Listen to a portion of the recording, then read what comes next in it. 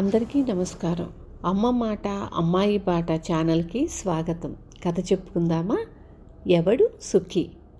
పూర్వం మాళవ దేశాన్ని పుష్కలుడు అనే గొప్ప రాజు ఏలుతూ ఉండేవాడు. ఆయన మహాభోగి అనిపించుకున్నాడు. అందుచేత చుట్టూ చేరిన వాళ్ళంతా మీ ఐశ్వర్యం ముందు ఇంద్రుని ఐశ్వర్యం ఒక లెక్కలోనిది కాదు, మీ ఖజానాకు ఆ కుబేరుని కోశాగారానికి పోలికే లేదు. ఈ ప్రపంచంలో సుఖి ఎవరు అంటే పుష్కల మహారాజు గారిని చెప్పి మరొకరిని చెప్పాలి అంటూ పొగిడి తమకు కావలసిన లాభాలు పొందుతూ ఉండేవారు. ఆ పొగడ్తలు నమ్మి నా వంటి భోగి సుఖి మరొకడు లేడు కాబోలు అనుకునేవాడు రాజు. ఒకనాడు ఆస్థానానికి జ్ఞానధని అనే ఒక మహాత్ముడు వచ్చాడు. ఆయన గొప్పతనాన్ని గూర్చి పుష్కల మహారాజు ఇదివరలోనే విని ఉండటం వల్ల రావటంతోనే, మహాత్మా, మీ రాక వల్ల మా రాజ్యం పావనమయ్యింది అంటూ ఆర్ఘ్య పాద్యాదులు ఇచ్చి మర్యాద చేశాడు. పంచభక్ష్య పరమాన్నాలతో విందు జరిపించాడు. ఆస్థాన గాయకులను రప్పించి కచేరీలు చేయించాడు. కవులను రప్పించి పద్యాలు చెప్పించాడు. నర్తకులను రప్పించి గొప్పగా నాట్య ప్రదర్శన ఏర్పాటు చేశాడు. జ్ఞానధని అంతా చూస్తూ ఊరుకున్నాడు. అందరిలాగే ఆయన కూడా తన వైభవాన్ని ప్రశంసిస్తాడనుకున్న పుష్కల మహారాజుకు ఆయన పెదవి కదపకుండా ఉండటంతో ఉత్సాహం తగ్గినట్లయింది. ఇక ఉండబట్టలేక, మహాత్మా, తమరు దేశ దేశాలు మెట్టి వచ్చిన వారు కదా, నాకన్నా సుఖి ఎక్కడైనా తమకు కనపడ్డాడా అని అడిగాడు.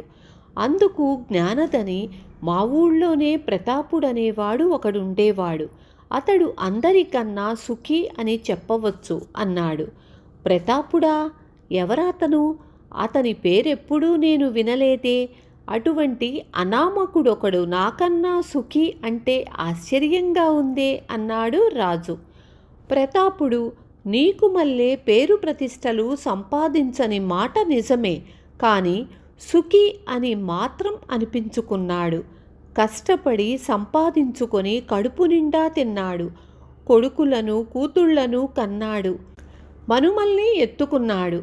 ఏ ఒడుతుడుకులు లేకుండా 60 ఏళ్ళు బ్రతికి చివరికి మాతృదేశం కోసం యుద్ధం చేసి వీరస్వర్గం పొందాడు అని చెప్పాడు జ్ఞానధని. పోనీ ఆ ప్రతాపుడికి తర్వాతనైనా నేను లెక్కలోకొస్తానా అని అడిగాడు రాజు కొంచెం ఉడుకుమోత్తనంతో. ఓహో, ప్రతాపుని తరువాత వచ్చేవాళ్ళు 2 అన్నదమ్ములు మా ఊళ్ళోనే ఉండేవారు. దేహదారుఢ్యం కలిగి నిర్మల హృదయులు, పరోపకార పారాయణులై మరణయాతన లేకుండా ప్రాణాలు వదిలారు అన్నాడు జ్ఞానధని. రాజుకు కోపం వచ్చింది. ఏదో పెద్దవాడివి కదా అన్న గౌరవం కొద్దీ అడిగితే ఇదా నువ్వు చెప్పొచ్చేది? ఆ పేదవాళ్ళ నాకన్నా సుఖజీవులు అని గద్దించాడు. జ్ఞానధని చిరునవ్వుతో, రాజా, కోపమెందుకు? ఈ ఐశ్వర్యం వైభవం ప్రస్తుతం నీకు సుఖాన్ని కలిగిస్తున్న మాట నిజమే, కానీ ఏదీ శాశ్వతం కాదు. నువ్వింకా ఎంతకాలం జీవిస్తావో, చివరి వరకు ఇలాగే గడుస్తుందని ఏం చెప్పగలము అని చెప్పి తన దారిన తను వెళ్ళిపోయాడు. ప్రభు, ఈ ముసలివాని గడ్డం చూసి మోసపోయి తమరు వానికి తగని మర్యాదలు చేశారు.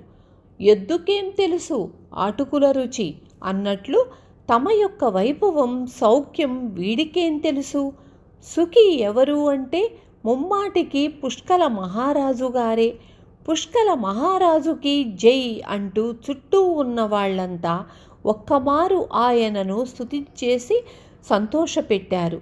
జ్ఞానధని చెప్పినది అంతా ఒక పీడకలగా భావించి రాజు ఆ మాటలే మరిచిపోయాడు. సంవత్సరం గడిచింది. అంతఃపురంలో రాజు గాఢంగా నిద్రిస్తున్నాడు. శత్రువులు శత్రువులు అన్న కేకలు వినపడ్డాయి. ఉలిక్కిపడి లేచాడు. ప్రభు, సామంతరాజు మహాబలుడు సేనతో కోటను చుట్టుముట్టాడు. మనవాళ్ళు నిలబడి యుద్ధం చేస్తున్నారే కానీ లాభం లేదు. అన్నారు రాజభటులు. మరో క్షణానికి మహాబల మహారాజుకి జై అంటూ శత్రు సైనికులు కోట ప్రవేశించటం పుష్కలుడే చూశాడు. ఇంకా ఒక్క క్షణం సేపు ఉపేక్షించిన ప్రాణాలు దక్కవని తన రాజదుస్తులకు మామూలు దుస్తులు వేసుకుని ప్రాణం కాపాడుకోవటానికి ప్రయత్నించాడు రాజు. ఎవడో పారిపోతున్నాడు, పట్టుకోండి అన్నారు శత్రువులు తరపున సేనాని.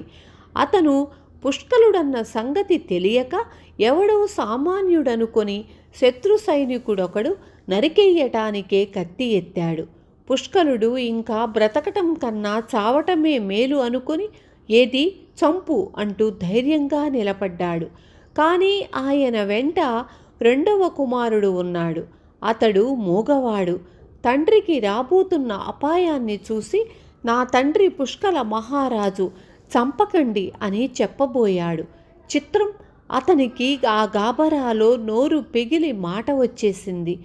చంపటానికి కత్తి ఎత్తిన సైనికుడు ఆగిపోయి పుష్కలుణ్ణి బంధించి తీసుకుపోయి మహాబలుడి ముందు నిలబెట్టాడు.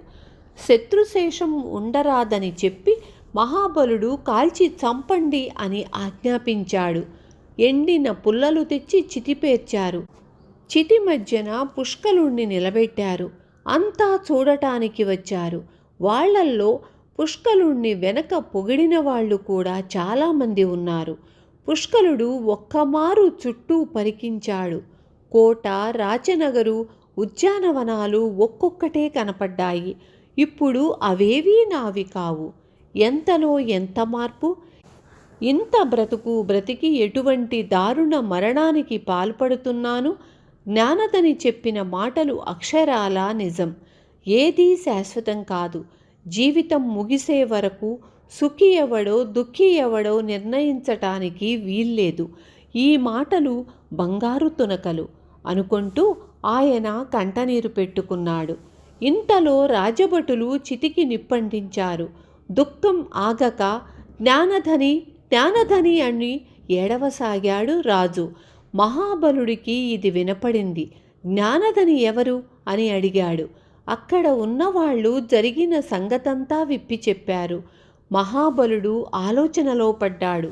నిజమే, చూడగా ఎప్పటికీ ఎవడి పరిస్థితి ఎలా మారుతుందో ఎవడు చెప్పగలడు? ఈ క్షణంలో గొప్పవాణ్ణి అనుకుంటూ ఉన్న నాకు ముందు ఏమి రాసి పెట్టి ఉందో? ఈ పుష్కలుని ప్రాణం తీయటానికి నేనెవరిని అనుకొని పశ్చాత్తాపం చెందాడు. వెంటనే మండుతున్న చితిని ఆర్పించి పుష్కలుని ప్రాణం నిలబెట్టాడు. విన్నారు కదా? రేపు మళ్ళీ ఇంకొక మంచి కథతో మీ ముందుకొస్తాను.